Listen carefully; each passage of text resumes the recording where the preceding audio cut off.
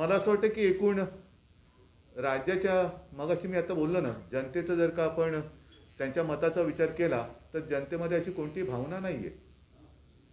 आणि राज्यात जर का अघोषित आणीबाणी असेल तर देशामध्ये काही घोषित आणीबाणी आहे का? कारण ज्या पद्धतीने आज शेतकरी तिकडे सीमेवरती त्यांच्या न्याय हक्कासाठी ठाण मांडून बसलेले आहेत, त्यांच्याशी नीट बोलणं, त्यांच्या भावना समजून घेणं, या तर गोष्टी सोडाच, परंतु भर थंडीमध्ये त्यांना उघड्यावरती बसावं लागते, त्यांच्यावरती गार थंड पाण्याचे फवारे मारले जातात, हे मला नाही वाटत की सद्भावनेचं लक्षण आहे. आता त्याची व्याख्या जर का त्यांना बदलायची असेल तर ते बदलू शकतात.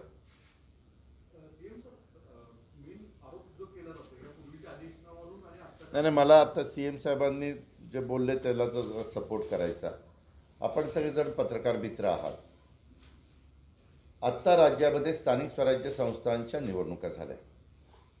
जो सुशिक्षित वर्ग आहे, ग्रॅज्युएट आहे, पदवीधर आहे आणि टीचर्स म्हणजे शिक्षक आहे, इथंच ह्या निवडणुकीचं मतदान झालं.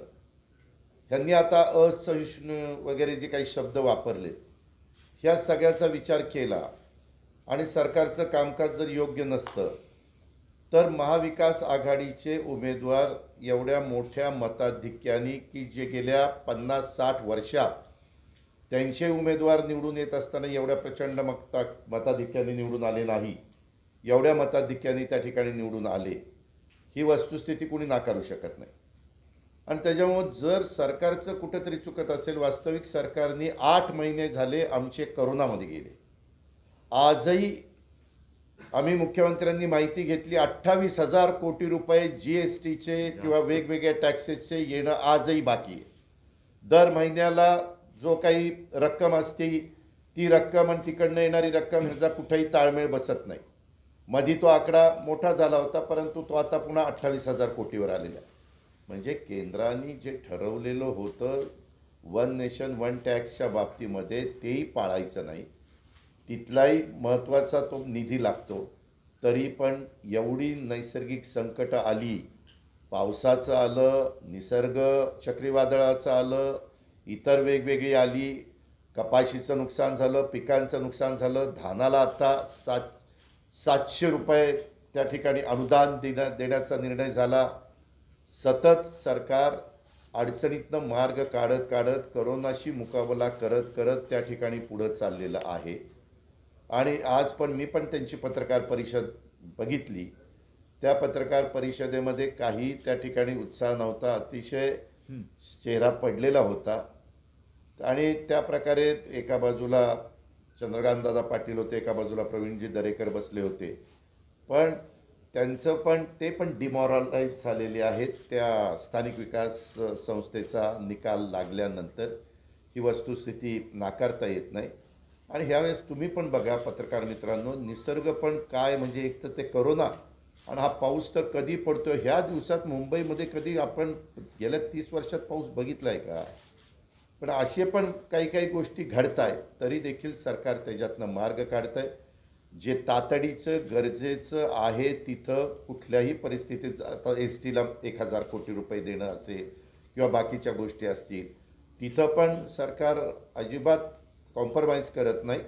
तिथं पैसे देण्याच्या करता काही अडचण आली तरी देखील मुख्यमंत्री महोदय आणि मंत्रिमंडळ त्याच्यातनं मार्ग काढतं. ही वस्तू आता ते केंद्राबद्दल बोलतात, केंद्राबद्दल बोलतात. आंदोलन सुरू आहे, त्या आंदोलनाच्या पार्श्वभूमीवर भाजपचे नेते रोज एक एक विधानं करतायत आणि हा कायदा कसा चांगला आहे हे पटवण्याचा प्रयत्न करतात. तिकडे काय नाही जात, दिल्लीत जाऊन बोला ना. ते जे काही शेतकरी तिकडे बसले हेच तर ते म्हणतात की आमच्याशी बोला. तर जे ज्यांना महाराष्ट्रातल्या भारतीय जनता पक्षाच्या नेत्यांना तथाकथित हा कायदा नीट कळलेला आहे, त्यांनी कृपा करून दिल्लीतल्या रस्त्यावरती उतरलेल्या शेतकऱ्यांच्या मध्ये जाऊन तो कायदा किती त्यांच्या हिताचा आहे ते त्यांनी सांगावं. सर, रेल्वेला आपण पत्र लिहिलं की सगळ्यांसाठी रेल्वे खुली करा, पण त्याच्यावर अजून त्यांच्याकडनं असा पॉझिटिव्ह रिप्लाय नाही आलेला आहे. तर एक्झॅक्टली काय आहे, कधीपर्यंत रेल्वे सगळ्यांसाठी खुली होईल किंवा काही अजून बोलणी चालू आहेत? बोलणी तर चालूच आहेत आमची आणि लवकरात लवकर व्हावं असे आमचं मत आहे. यापुढे शिपाई भरती करू नये, शाळेमध्ये खास करून शिपायांची भरती करू नये असं एक परिपत्रक निघालं, त्याला राष्ट्रवादीचे विक्रम काळेजीच विरोध केलाय. काय भूमिका आहे सरकारची? अशा पद्धतीने पद भरती करणं योग्य आहे का? सरकारची त्याच्यामध्ये ही भूमिका आहे. माझी ह्याच्याबद्दल बरीचशी चर्चा झाली. पाठीमागच्या काळामध्ये शिपाई, क्लार्क वगैरे हे सगळे भरले जायचे. ते भरताना त्यांनी कॉन्ट्रॅक्ट बेसवर त्या भरावे आणि भरून त्यांचा जो खर्च असेल तो राज्य सरकार देईल असं राज्य सरकारने शिक्षण विभागाला सांगितलं, अर्थ विभागाने शिक्षण विभागाला सांगितलं. त्याच्यावर तिथं भरायचे नाहीत असं कुठंही नाही. ते भरायचे, फक्त कॉन्ट्रॅक्ट बेसवर भरायचे आणि त्याचा पूर्ण खर्च हा राज्य सरकार करणार, जेवढे गरजेचे असतील तेवढेच. पण हे कायमस्वरूपी काढून कंत्राटी करणं याला विक्रम काय दिली? तुमच्याच पक्षाचे ते आमदार आहेत, त्यांनीच विरोध केला त्याला. त्यांनी विरोध केला. त्यांनी त्यांची भूमिका, प्रत्येकाला आपलं वैयक्तिक मत मांडण्याचा अधिकार त्या ठिकाणी आहे. आम्ही ज्यावेळेस एकत्र बसू, ते आल्यानंतर अधिवेशनाच्या काळात आम्ही त्यांच्याशी बोलू. ते त्यांच्या पद्धतीनं भूमिका मांडतात, कारण ते शिक्षकांचं प्रतिनिधित्व मराठवाड्याच्या वतीनं करतायत, म्हणून त्यांना तशी भूमिका मांडणं साहजिकच गरजेचं आहे. पण आजही मी मगाशी सांगितलं 8-8, 9-9, 10-10 हजार कोटी रुपये महिन्याचं गेल्या वर्षीच्या तुलनेने कमी येत असताना आपण त्याच्यामध्ये 12,000 कोटीचा पगार करतोय, पेन्शनला पैसे खर्च करतोय. इथं कुठेही काटछाट आपण करत नाही. आपण लोकप्रतिनिधींच्या वेतनावर 30% कट लावला, परंतु इतर फक्त एका पगारामध्ये आम्ही क्लास 1 आणि क्लास 2ला 50% दिले, परंतु गणपतीच्या काळामध्ये ते पण त्यांचे भरून टाकले. म्हणजे हा जो वर्ग आहे, जो कष्ट करतोय, काम करतोय, सेवा देतोय, सगळ्या काही गोष्टी करतोय, त्यांना ह्या अडचणीत पण व्यवस्थितपणे कसं मदत करता येईल ही भूमिका आपली त्या ठिकाणी आहेच. सीएम साहेब, आपल्याच पक्षातले एक आमदार आहेत. ते काय कायद्याने असेल ते कायद्याने होते. मुद्दाम आम्ही काही नवीन कायदे लिहायला बसलेलो नाही आहोत आणि नवीन कायदे लिहिलेले नाही आहेत. सर, आपण शेतकरी आंदोलनाविषयी आता बोललात आणि म्हटलं की घोषित आणीबाणी आहे का? एकीकडे तोडगा तर निघत नाहीये आणि दुसरीकडे काही भाजपचे नेते असे म्हणतायत की हे खरं तर देशाच्या एकतेसाठी डेंजर आहे, कारण की बरेचसे कुछ रिलीफ देंगे लेकिन उसके बाद टोटल यू टर्न दिखाई देगा. तुम्ही त्याची डिटेल सांगा ना, कारण अनेकदा ह्या विषयावरती चर्चा झालेली आहे. आणि महत्त्वाचा मुद्दा काय होता, ते जे काय असं भासवलं जाते त्यांच्याकडनं की आम्ही दरवाढ केली किंवा वाढीव बिल, असं काय हा प्रकार नाही आहे. संपूर्ण परिस्थितीचा अभ्यास आम्ही केल्यानंतर नक्कीच त्याच्यामध्ये काही ना काहीतरी करावं ही सगळ्यांची इच्छा आहे, आमची पण इच्छा आहे. आणि त्याच्यात ज्या वेळेला आम्ही निर्णयाप्रत येऊ तेव्हा तो निर्णय सगळ्यांना माहिती होणार आहे. दोन महत्त्वाचे सामाजिक विषय सध्या राज्यात पेटलेले. एक मराठा आरक्षणावरून मराठा समाज आंदोलन करतोय, एकीकडे दुसरीकडे ओबीसी समाजही आता आंदोलनाच्या पावित्र्यात आहे. त्यांना कुठेतरी भीती आहे की त्यांचं आरक्षण नाही, याच्यामध्ये मी स्पष्ट भूमिका करतो. आपल्याकडे मराठा समाजाच्या आंदोलनाबाबत सुद्धा जे काय आहे ते आता कोर्टामध्ये आहे. त्याच्यात वेळोवेळी आम्ही मराठा समाजातील विविध संघटनांशी चर्चा करतोय, त्यांच्या नेत्यांबरोबर चर्चा करतोय. काल परवाकडे सुद्धा जी काही तारीख होती त्या आधी सुद्धा चर्चा झालेली आहे, वकिलांशी चर्चा करतो आहे आणि सर्वानुमते कोर्टात जे काय मांडायचं आहे ते मांडलं जाते. दुसरा भाग जो तुम्ही सांगितला आहे ओबीसी समाजाचा, ओबीसी समाजामध्ये सुद्धा गैरसमज पसरवण्याचा कोणीही प्रयत्न करू नये, कारण त्यांच्या हक्काचं जे काय आहे त्यातले एक कण सुद्धा आम्ही कुठेही कमी करणार नाही, कमी होऊ देणार नाही. आणि त्यांच्याही बाबतीमध्ये जे काय त्यांच्या न्याय हक्काचं आहे ते देण्याबाबतीत त्यांच्या विविध संघटनांची आमची वेळोवेळी चर्चा होते आहे. आमच्या मंत्रिमंडळाची एक उपसमिती सुद्धा नेमलेली आहे, ती सुद्धा चर्चा करते. आणि एकूणच राज्यातील हा काय सामाजिक सलोखा आहे तो बिघडवण्याचा विरोधी पक्षांनी प्रयत्न करू नये. महाराष्ट्राची एकजूट त्याला तडा जाईल असं त्यांनी सुद्धा काही करू नये. आणि पुन्हा एकदा सांगतो की मराठा समाजाच्या न्याय हक्काची लढाई जी आता कोर्टात चालू आहे ती पूर्ण ताकदीने सरकार लढतं आहे, त्याला सगळेजण सहकार्य करत आहेत. आणि ते एकदा चित्र बघितल्यानंतर मग ओबीसी समाजाला कारण नसताना डिवचण्याचं काम कोणी करू नये. मी पुन्हा एकदा सांगतो, ओबीसी समाजाचंच नव्हे तर ज्यांच्या जे काही हक्काचं आहे त्याच्यापैकी काहीही हे सरकार कमी करणार नाही. त्यांचा आरोप आहे की पोलिसांचा संविधानाची कारणं दिली आहेत की या सरकारने गेल्या वर्षभरात काहीच काम केलेलं नाहीये. तुमच्यावर सुद्धा विरोधकांनी आपण टीका केलेली असेल. गेलं वर्ष त्यांचं सरकार कधी पडतंय आणि सरकार कधी पडणार ह्याचे मुहूर्त काढत बसण्यामध्ये गेलेलं आहे. आणि त्यामुळे कदाचित त्यांनी सरकारने काय काय कामं केलेत हे बघितलं नसेल. आपल्याला कल्पना आहे की साधारणतः एक 8-1 दिवसापूर्वी ह्याच सभागृहात गेल्या वर्षभरामध्ये सरकारने काय कामं केली त्याची पुस्तिका ही आपल्या सर्वांच्या माध्यमातून आम्ही महाराष्ट्राच्या जनतेसमोर ठेवलेली आहे. कुठेही जनतेकडे किंवा जनतेमध्ये सरकारबद्दल नाराजी किंवा असमाधान असल्याचा सूर नाही आहे. विरोधी पक्ष म्हटल्यानंतर त्यांच्या नावात पक्षाच्या आधी विरोधी आहे त्या शब्दाला त्यांना जागावं लागतं आणि म्हणून त्यांनी जे काही लिहिलेलं आहे ते त्यांच्यापुरतं बरोबर असेल. सर, राज्यामध्ये अघोषित आणीबाणी आता त्यांचे धाकटे पुत्र पूर्वेश सरनाईक यांना नोटीस पाठवलेली आहे. तर कुठेतरी केंद्र सरकार विरुद्ध महाविकास आघाडीचे राजकारण चालू झालेलं आहे. केवळ महाविकास आघाडीच नाही तर देशभर या यंत्रणांचा घरगुती कामगारांप्रमाणे वापर केला जातो की काय अशी एक शंका जनमानसामध्ये सुद्धा आता यायला लागलेली आहे. शेवटी जनता ही जागृत आहे, देशातली जनता ही जागृत आहे. ते सर्व हे खेळ, सत्तेचे खेळ हे बघते आहे आणि मला असं वाटतं की सगळं काही हे उघडपणाने चाललेलं आहे. जनतेची सहनशक्ती तिची परीक्षा कोणी बघू नये. सर, मंत्रालयातील अधिकारी आणि कर्मचाऱ्यांसाठी सरकारने एक ड्रेस कोडचा हे काढलंय आणि ड्रेस कोड कुठल्या वारी कुठला ड्रेस कोड ठेवावा. त्याला काही लोकांनी विरोध केलाय की जे नको ते कामं सरकार का करते, कुठले कपडे कुणी का घालायचे, त्याच्यावर रिस्ट्रिक्शन कशासाठी आहे? त्याच्यामध्ये सरकारची ही भूमिका आहे की फक्त अंगभर कपडे घालून यावं. नाही, जीन्स आणि टी शर्ट पण घालू नका म्हटले सर त्या आदेशात. नाही, त्याच्यामध्ये तशा प्रकारचा आदेश निघालेला ही वस्तुस्थिती आहे. आता मुख्यमंत्री सर टी शर्ट घालतात, सर टी शर्टला विरोध करायचं कारण नव्हतं. नाही, मान्य आहे, परंतु मुख्यमंत्री काही मंत्रालयात मंत्रालयात येऊन टी शर्ट घालत नाही. मंत्रालयात टी शर्ट घरी असले टी शर्ट घातले, कुठं जरा फिरायला गेले टी शर्ट घातले तर ठीक आहे. जीन्स पॅन्ट पण नको. नाही, जीन्स पॅन्टचं जरा ते चुकीचं झालंय, बघू आम्ही त्याचा विचार ठीक आहे. करतोय. मुख्यमंत्री साहेब, केंद्राने जे 3 कायदे केले होते त्या कायद्याला महाविकास आघाडी सरकारने विरोध केला होता आणि एक कुठले? नवा कायदा, कृषी कायदा त्यांच्या हक्कावरती गदा येते. तर ती मर्जी आणि अधिकार ह्याच्यात फरक आहे, तो ज्याने त्याने समजून घ्यायला पाहिजे.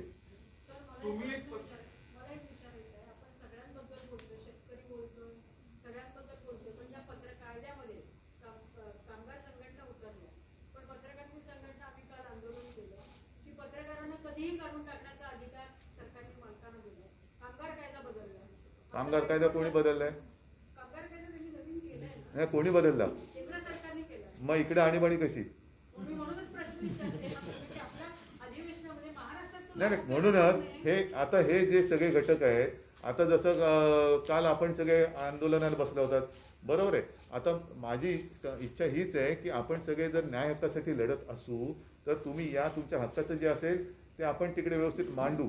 परंतु आता ही जर का गळचेपी वर्ण होणार असेल, कामगार कायदे आणून, कृषी कायदे आणून, तर तुमच्या हिताचं आहे असं आम्ही म्हणतो आणि ते जर का तुम्हाला पटलं नसेल तर ते तुम्हाला काय आम्ही तुरुंगात टाकून पटवून द्यायचं? हेच तिकडे होतंय, हेच तिकडे होतंय. आणि म्हणून मला असं वाटतं कामगार आहेत, शेतकरी आहेत, सगळेजण आहेत, पत्रकार आहेत. आणि आता तुम्ही कामगार कायद्यात पत्रकार धरले म्हणून कामगार तर यांच्या न्याय हक्काबद्दल जर कोणी काय बोललं तर तो देशद्रोही. मग उद्या मी तुम्हाला आता ते कालचं तुमचं आंदोलन हे त्या कायद्याविरुद्ध होतं, पण मग मी तुम्हाला असं म्हणेन का की हे चीनी पत्रकार आहेत, हे पाकिस्तानी पत्रकार आहेत? हां, हे अयोग्य आहे. म्हणजे जर विरोधात बोलला आणि त्याला तुरुंगात टाकलं ही आणीबाणी असेल तर न्याय हक्कासाठी लढ्याला उतरल्यानंतर त्यांना देशद्रोही ठरवणं हे आणीबाणीपेक्षाही जास्त मोठं पातक आहे. जनता पक्षाच्या सर्व थरावरच्या नेत्यांनी ठरवायचं की हे लेफ्टिस्ट आहेत का अतिरेकी आहेत, पाकिस्तानी आहेत, चीनी आहेत की आणखीन कुठून आलेले आहेत, हे त्यांनी जर का शोध लागत असेल तर त्यांची हेर यंत्रणा जी आहे ती फार प्रभावी मानावी लागेल. पण आपल्याच अन्नदात्याला त्याला तुम्ही त्याच्यावरती अन्याय करताना देशद्रोही ठरवणं, अतिरेकी ठरवणं हे मला वाटतं आपल्या संस्कृतीमध्ये बसत नाही, हे आपल्या संस्कृतीत बसत नाही. आणि जे तुम्ही आता म्हणालात की त्यांच्या विरुद्ध म्हणजे आमच्या विरुद्ध कोणी काय केलं तर गुन्हा दाखल होतो, पण जर आपल्या न्याय हक्कासाठी रस्त्यावरती येणारा आपला अन्नदाता असेल तर त्याच्याशी नीट जाऊन बोलण्याच्या ऐवजी त्यालाच देशद्रोही, अतिरेकी, चीनी, पाकिस्तानी, म्हणजे पाकिस्तानमधनं कांदा आणणारे तुम्हीच आता पाकिस्तानमधनं शेतकरी पण आणायला लागलात का? आपल्या शेतकऱ्यांना पाकिस्तानीचं सर्टिफिकेट द्यायला लागलात? हे अशा पद्धतीने हा जर कारभार चालणार असेल तर हा तुगलकी कारभार काय आपला देश सहन करणार मागे नाही. साखर पण आणली. साखर पण तिकडनं आणायचं. म्हणजे आपला शेतकरी त्याच्या न्याय हक्कासाठी त्याचा जो काय तो मरून जे काय सोनं पिकवतो, सोनं म्हणजे अन्न, नाही तर पुन्हा त्याच्यावरती धाडी पडतील की आम्ही महाराष्ट्राचे मुख्यमंत्री जर सोनं पिकवतं जातील आणि शेतकऱ्याच्या घरावर धाडी टाकतील. तर तसं नाही म्हणत, ते अन्नधान्य पिकवतो तर त्याचे हक्क हिरावून घेतं आणि बाहेरून कांदा आणतोय, साखर आणतोय, हे कुठला कारभार आहे? सर एक प्रश्न आहे की गेल्या क्वार्टर कायदे जर राज्यात लागू झाले तर तुम्ही विरोध करतानाही केंद्राकडनं ते कायदे लागू होतील आणि नवा कायदा येणार का राज्य सरकार? नाही, त्याच्यामध्ये जे शेतकऱ्याच्या हिताचं असेल तेच हे राज्य करेल. शेतकऱ्याच्या हिताचं नसलेले हिताची नसलेली एकही गोष्ट हे राज्य स्वीकारणार नाही. ठीक आहे, मला असं वाटतं बरीच चर्चा झालेली आहे. देवेंद्र फडणवीसांनी असा आरोप केलेला एका बाजूला काँग्रेस आंदोलन केलं, एनसीपीने देखील भारत बंदच्या दिवशी हे केलं. तर शिवसेना थेट राज्यामध्ये एवढी शक्ती जर आहे तर रस्त्यावर का दिसली नाही, आंदोलन का केलं जात नाही, ठीक आहे ना. नाही, प्रत्येक केलं ना आंदोलन. शिवसेनेने पण आंदोलन केलं आंदोलन. जसं आता कालच्या पत्रकारांच्या सोबत सगळे पत्रकार का नाही उतरले, हा पण प्रश्न आहे. चला, धन्यवाद. जय महाराष्ट्र. आणि ठराव करावा की ओबीसीच्या आरक्षणाला धक्का लागणार नाही. कॅबिनेट नोट अशी निघणार का? पण नसते मुद्दे काढायचे कशाला? अहो, आमच्या मुख्यमंत्र्यांनी सांगितले, आम्ही सगळेजण त्यांच्या डाव्या उजव्या बाजूला बसलोय की आम्ही पण आज महाराष्ट्रातल्या 13 कोटी जनतेला सांगू इच्छितो की कुणालाही आरक्षण देत असताना ज्यांच्या तोंडामध्ये घास घातलेला आहे, ज्यांचं आरक्षण आहे, त्या आरक्षणाला कुठलाही धक्का न लागता याबद्दलचे निर्णय घेतले जातील. कुणाच्या तोंडातला घास काढला जाणार नाही. आणखी एक क्लेम आहे, राज्यपालांना लिस्ट देऊन आता बरेच दिवस झाले, तर सरकारचं पुढचं पाऊल काय? की राज्यपाल तर ऍक्सेप्ट करत नाही लिस्ट, किंवा त्या होकार किंवा नोकार काही येत नाही, तर त्या सरकारचं पुढचं पाऊल काय असेल? राज्यपाल ऍक्सेप्ट करत नाही असं राज्यपालांनी तुम्हाला सांगितलं. अजून तरी काही झालेलं नाहीये. होकार कदाचित किंवा नोकार आलाय का? किंवा अजून काही झालेलं नाहीये, सरकारचं पुढचं पाऊल काय असेल? तिकडनं सांगितलं त्यांनी की बाबा आता हे 12 नावं मी त्या ठिकाणी मान्यता दिली की एका मिनिटात बातमी तुम्हाला कळेल. नाही, मुख्यमंत्री महोदय, आपण राज्यपालांना जे पत्र दिलं होतं त्याच्यात विनंती केली होती की 15 दिवसामध्ये ही नावं मंजूर करून द्या, परंतु 15 दिवसाचा कालावधी बराच काळ रोखला, 15 दिवस होईल. साधारणतः असं आहे की विधिमंडळ हे राज्याचं एक भवितव्य घडवणारं ठिकाण असतं, आहेच. आणि त्या विधिमंडळामध्ये जेवढी सदस्य संख्या असते ती कारभाराला आवश्यक असते. ह्या संख्येनुसार जर का बघितलं तर 12 जागा ज्या आहेत त्या राज्यपालांच्या नियुक्तीने भरले राज्यपाल नियुक्त असतात आणि त्याला मंत्रिमंडळ शिफारस करते. आता उद्याचं अधिवेशन आहे, याच्यामध्ये या 12 जागा रिकाम्या राहणार.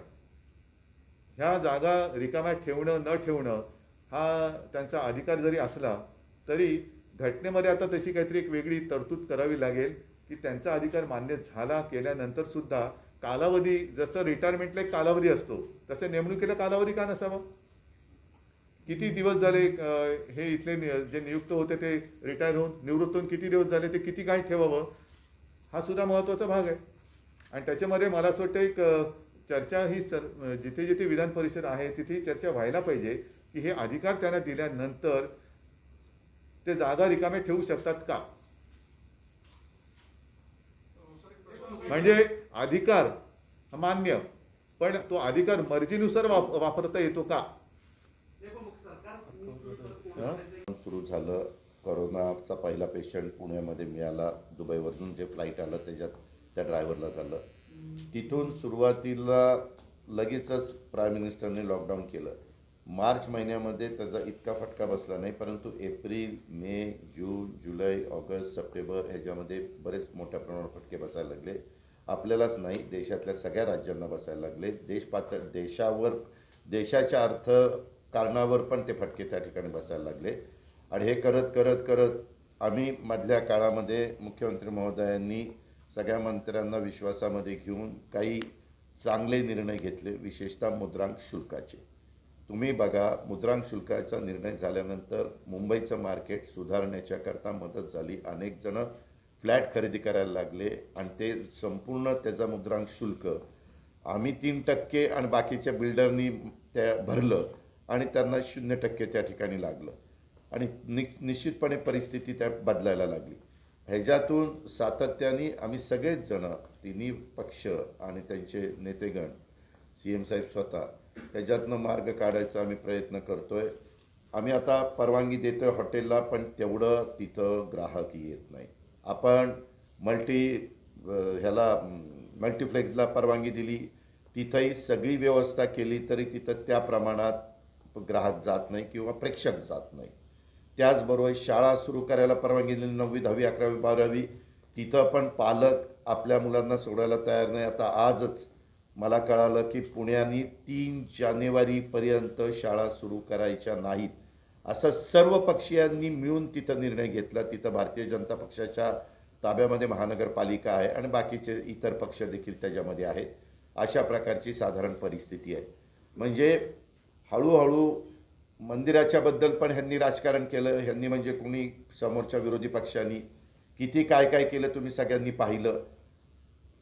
भाविक भक्तगण हे सगळेजण प्रतिसाद देत आहेत. वारकरी त्या ठिकाणी सहकार्याची भूमिका घेत आहेत, मदतीची भूमिका घेत आहेत, सरकार जे निर्णय घेत आहेत त्याला पाठिंबा देत आहेत. पण हे सगळं होत असताना मंदिराच्या बाबतीमध्ये देखील मुख्यमंत्र्यांनी सरकारच्या वतीने सांगितलं, तरी देखील तेवढ्या मोठ्या प्रमाणावर तिथं भाविक दर्शनाला जाताना पाहायला मिळत नाही. आम्ही 1000 कोटी रुपये एसटीला देऊन एसटी चालू केल्या. स्वतः मंत्री महोदय इथं बसलेले आहेत, अनिल परब साहेब, त्यांना विचारा. आम्हालाही वाटलं होतं की मध्ये गणपतीला मोठ्या प्रमाणावर लोक जातील, तिकडनं येतील, परंतु तसं झालं नाही. बरेच जण स्वतः बाहेर पडायचं टाळत आहेत. परंतु काही काही असा वर्ग बाहेर पडतोय की मध्ये स्वतः इथल्या आमच्या मुंबई महानगरपालिकेच्या आयुक्तांनी पण एक स्टेटमेंट केलेलं होतं. आणि काही काही ठिकाणी आपण पण कॅमेऱ्यांनी ज्यावेळेस चेक केलं त्याच्यावेळेस अनेक जण गर्दी करतात, रात्री कुठं ना कुठं पार्ट्या वगैरे किंवा जेवणाच्या निमित्तानं, अशा हे सगळे प्रकार चालले.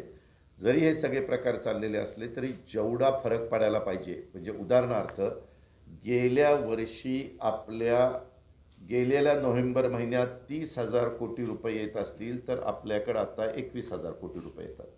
म्हणजे कुठंतरी 8-9 हजाराचा शॉर्टफॉल त्या ठिकाणी आहेच, ही वस्तुस्थिती आहे. परंतु मागच्या तुलनेमध्ये परिस्थिती जरा हळूहळू सुधारायला लागलेली ही वस्तुस्थिती. दादा, आरक्षणाच्या प्रश्नावर देवेंद्र फडणवीस, प्रवीण दरेकर यांना घोटाळ्या प्रकरणी ताब्यात घेऊ किंवा त्यांच्यावर कारवाई करू असं विरोधकांचं म्हणणं आहे आणि तुम्ही विरोधकांचा आवाज दाबण्याचा प्रयत्न करता या माध्यमातून, असा देवेंद्र फडणवीसांनी आरोप केला. प्रवीण दरेकरांना ताब्यात घेऊ असं कुणाच्या तोंडातनं निघालं? देवेंद्र फडणवीस असं म्हटले की नाही, तुम्ही मला सांगा ना. आमच्या मुख्यमंत्र्यांच्या सहित आमचं जे मंत्रिमंडळ महाविकास आघाडीचं आहे, बाळासाहेब असतील, जयंतराव असतील, एकनाथराव असतील, मी असेल, आमच्या कुणाच्या तोंडातनं असं निघालं किंवा सहकार मंत्री बाळासाहेब पाटील असतील, ताब्यात घेऊ म्हणजे कारवाई करू त्यांच्यावर. असं कोण म्हणालं? कोण? अरे तुमच्यावर कारवाई केली जाईल असं म्हणून विरोधकांची मुस्कटदाबी केली. अहो कोण म्हणालं? देवेंद्र फडणवीसांनी आरोप केला तुमच्यावर. अहो आरोप त्या नाही, ते बिनबुडाचा आरोप आहे, त्याच्यात तथ्यच नाही ना. तसं देवेंद्र फडणवीस सुचवतात का आम्हाला? म्हणजे त्यांचं कल्पना नाही की त्यांना त्यांच्या पक्षात कोण हवेत आणि कोण नकोत हे त्यांच्या पक्षात सुद्धा कळेना असं झालेलं आहे. म्हणून देवेंद्र फडणवीस आम्हाला काही असं सूचना सुचवतात की काय? पण ते जर सुचवत असतील आणि काही माहिती देत असतील तर त्यांनी जरूर द्यावी. जयंत शिवारची तुम्ही चौकशी लावली, त्याचबरोबर मुंबई बँकेची चौकशी आता सुरू आहे. या सगळ्या प्रकरणात विरोधकांची मुस्कटदाबी होती असं त्यांचं आरोप. म्हणजे त्यांनी काही केलं तरी चालून द्यायचं असं त्यांचं मत आहे का? म्हणजे त्यांनी काही करावं ते चालतं आणि त्याचं जर का चौकशी समजा लावली, अजून प्रवीण दरेकरांच्या बाबतीत तर जसं माननीय उपमुख्यमंत्री म्हणाले तसं आम्ही कोणी जसं म्हटलेलं नाही आहे, पण ते म्हणावं असं देवेंद्र फडणवीस सुचवत असतील तर तो त्यांचा विषय झाला. पण असं कुठेही आणीबाणी आणि त्यांच्या तोंडात आणीबाणी हा शब्द कदाचित शोभत असेल, कारण एकूण जे काही चाललेलं आहे देशभरामध्ये, आंदोलनाच्या बाबतीत असेल, एक सगळ्याच बाबतीमध्ये, मग त्यांच्यावरती टीका करणाऱ्यांना सुद्धा कसं तुरुंगवास घडला, काय घडला हे माझ्यापेक्षा तुम्हाला जास्त माहिती आहे, कारण तुमच्या माध्यमातून आम्हाला कळतं. नाही, पत्रकार मित्रांनो, जलयुक्त शिवाराचा मुद्दा काढला. जलयुक्त शिवाराच्या संदर्भामध्ये कुणी त्या ठिकाणी केलं? कॅगनी काढलं ना. ताशेरे कोणी मारले? कॅगनी जर त्या ठिकाणी काढल्यानंतर शेवटी त्याच्या संदर्भात मुख्यमंत्र्यांनी उत्तर देताना ते उत्तर त्या ठिकाणी द्यावं लागलं. कारण कॅगचे ताशेरे हे खूप महत्त्वाचे असतात. आपण पण अनेक वर्ष ते बघताय. आणि त्याच्यामुळे ती इन्क्वायरी लागली. सीएम सर, इलेक्ट्रिसिटी बिल को लेके महाविकास आघाड़ी के आगे कुछ स्टेप्स लेने वाली अभी आप बताइए। किसानों को लेकर के आपकी क्या प्रतिक्रिया है? अरे अभी पूरा हो गया ना, प्लीज आप प्लीज थोड़ा ट्रांसलेट कर लीजिए। आपको सुनता है।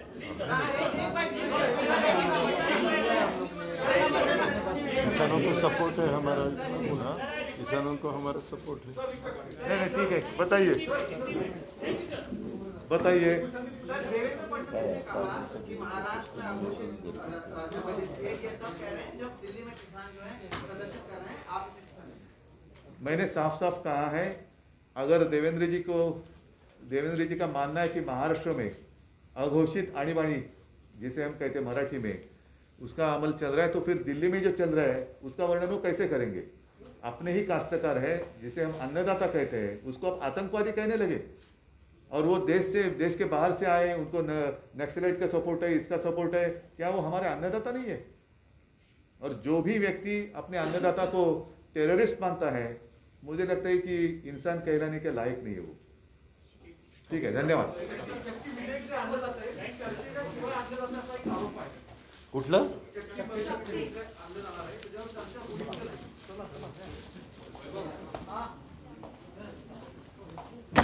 आता सभागृहात त्याच्याबद्दल आधी सांगितलं म्हणतील बघा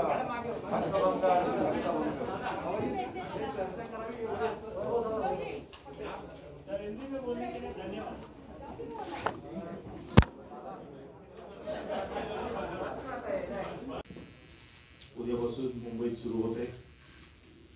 त्याच्या पूर्वसंध्येला चहापान ची आणि कॅबिनेटची बैठक आत्ताच संपन्न झालेली आहे आणि या अधिवेशनाच्या संदर्भात जे काही उद्या निर्णय होणार आहे या संदर्भामध्ये आपल्याला थोडंसं अधिवेशनाची संबंधी माहिती देण्यासाठी आजची पत्रकार परिषद आयोजित केलेली आहे.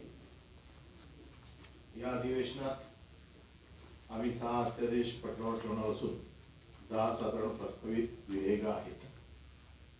त्याचबरोबर पुरवणी मागण्या आणि शोक प्रस्ताव असा हा या अधिवेशनाचा कार्यक्रम असेल.